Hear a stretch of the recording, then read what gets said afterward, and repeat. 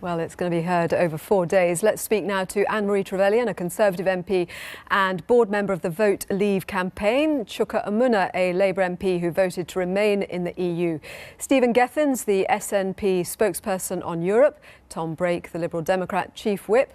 Peter Whittle, the Deputy Leader of UKIP. And we're also joined from our studio in Cardiff by Leanne, the Leader of Plaid Cymru. Thank you all very much for joining us.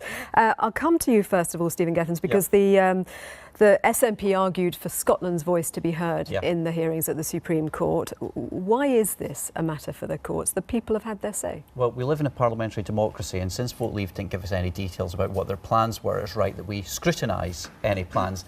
But furthermore, this is important, democracy doesn't begin and end in Westminster, and the Westminster government has never legislated for areas of responsibility to the Scottish Parliament. Now, any plans to leave the European Union will have a significant impact on the areas of responsibility of the Scottish Parliament, the same with the Welsh Assembly and in Northern Ireland as well. So it's only right and proper that the Scottish Parliament has a say, just as it's had a say in issues when they've been raised in the past. Leanne Wood, the Welsh Government will also have its voice heard at this hearing. The Welsh Government's top legal advisor saying very similar to the argument that we're just hearing from Stephen Gethins. When Wales voted in the EU referendum, the margin in favour of leaving was 5%. So why go against that? Well, we're concerned about the how we leave the European Union. We accept that people in Wales voted to leave, so the whether is decided. It's the how now is the question, and the incompetence and the rudderlessness that we see from the Tories in Westminster, the lack of a plan, the incoherence, there are grave dangers for Wales, and so we are not prepared to give the Tories a blank cheque and just back this no matter what. It's not a case for us all jumping off a cliff together. We will vote in the best interests of Wales, just in the same way as Stephen Gethins intends to vote in Scotland's best interests. Anne-Marie Trevelyan, if the government is not making clear its position, people are agitating to actually try to work out what Brexit means. Well, I think the government's being very clear. The view was taken after the referendum, which had a very clear mandate for leave, that they would now set about triggering out Article 50. But no one knows what it means. Well, I think it's very means. It means leaving the EU, the Customs Union, the ECJ authority, taking back control of our migration, of all those issues that we have, Trudeau, those arguments many times. Those questions weren't on the ballot paper. Those questions weren't on the ballot paper. The only question that was on the ballot paper, Joanna, was whether we remain or leave the European Union. Absolutely. What follows from that, Anne-Marie, we have no, the public has not opined on. That is something that they've entrusted to their representatives in Parliament to contribute to. And the problem at the moment, we don't live, the Prime Minister is behaving as if we live in some elected dictatorship. So she's saying, look, the country's voted to leave the European Union, and therefore I get to dictate the way in which that happens. Why doesn't the government let Parliament discuss this? What's the problem? I mean, the MPs have said that they will back the will of the people. I'm supremely relaxed about this. The point of living in parliamentary democracy with an independent judiciary, and we are so lucky as British citizens that we live in that environment, is that a member of our country has challenged what the government was proposing to do to meet what that referendum result said, and say, I think it should go through Parliament. Personally, I have no problem if that's where we end up. Why is the government fighting this? It looks like the government is fighting... Well, because it went to the High Court, a decision was taken. Government is regularly in the law courts on various issues. That's what governments do to test it. But the point is, we have set the laws, and if our independent judges reach the conclusion in the Supreme Court that we should put through a bill to trigger Article 50, I'm supremely confident of that, and I'm also supremely confident that actually we will have that go through, because there are way too many MPs, without a doubt, would not challenge the will of the people. OK, well, Tom Brake, does the government have anything to fear then by this going through Parliament? Well, I think not. I think the government has everything to gain, because I think what the government needs to recognise is that this is about parliamentary sovereignty. Parliamentary sovereignty was a major feature of the Brexit campaign.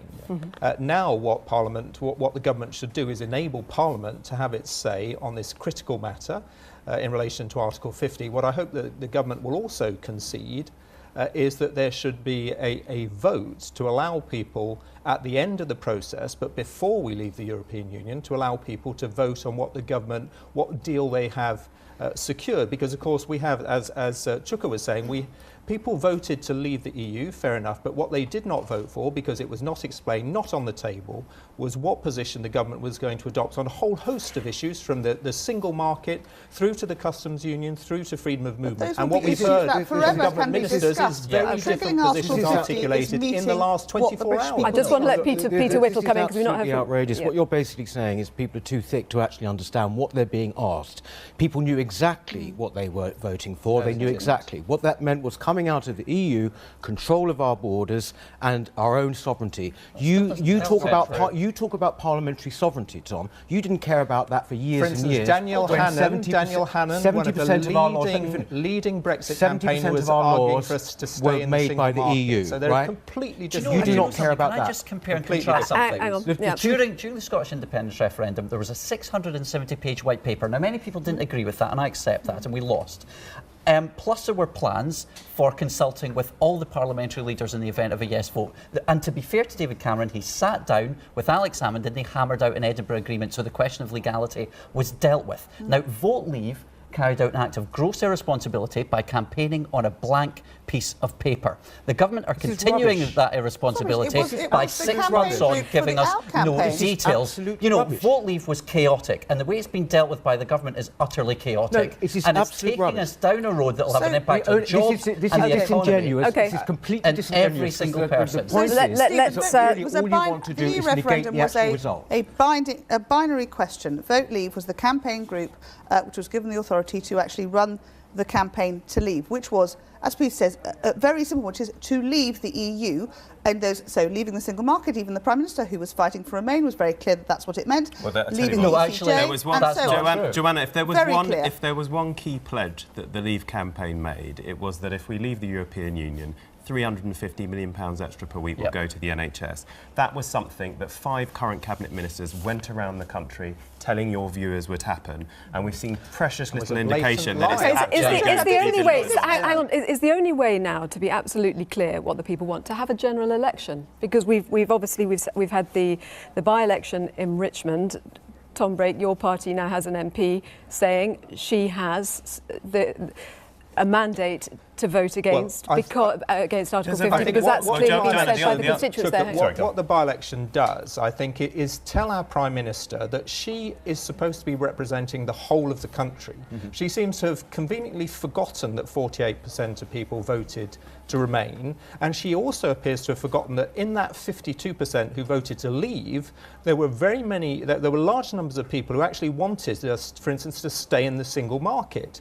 And she seems to have completely disregarded that and is now running on a hard Brexit agenda, a conservative hard Brexit agenda, which will do our economy a huge amount of damage. These are lies. Can I come in? It would be very helpful, I think, for a lot of people, if, Tom, you could be clear what exactly you mean by a single market. Do you mean the internal market of trade with its customs duties? Is that what you're talking about? Because what is the single market to you? For me, there's control of our borders, there's the ECJ, there's a trading union or a free market agreement, which is what I want. What is it you talk about? When you say the single market, what do you mean? Because I don't know what you mean. Well, what I'm saying to you, as one of the leading Brexit... Well, no, your party is in power. Your party has got to explain to people what it is roughly they're going to negotiate. Well, and that's what we'll do.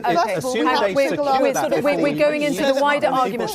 I want to bring in Leanne Wood, because she's out of our studio, so she's finding it difficult to have her voice heard. Leanne Wood, if we're looking at the claims that were made during the referendum, then a lot was said about the Norway model.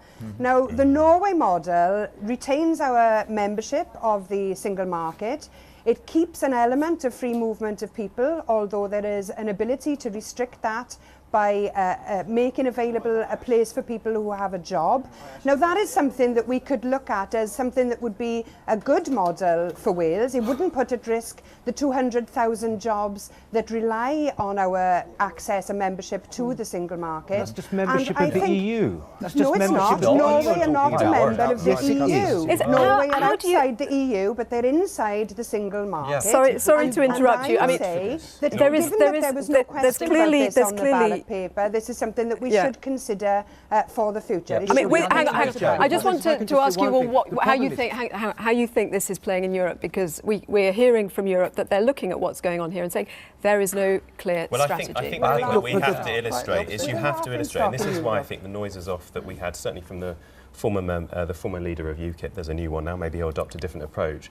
But in the end, if we want to get the best deal for the UK, which is I think what all of us want here, we have different views on what that might look like. That's what we want to get. You have to illustrate that there is a self-interest for the other 27 member states to give us the deal that we want as well as for us. So we've got to be able to put enough on the table that shows actually, take the country. How important it's important, isn't it, to take the country, obviously the 52% who voted out, to actually get it right in terms of what was intended, and it's not clear. Absolutely. Well, it isn't intended, but this is precisely why.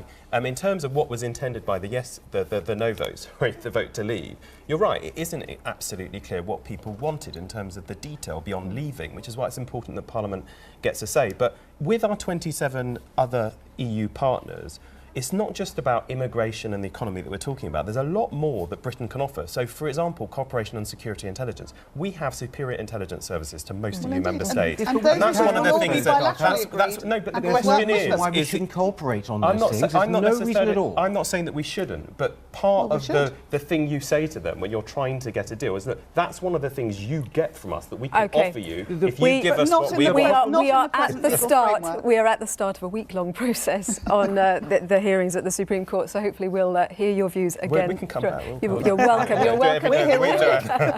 There's plenty to talk about. Thank you all very much indeed for joining us, and do let us know your thoughts.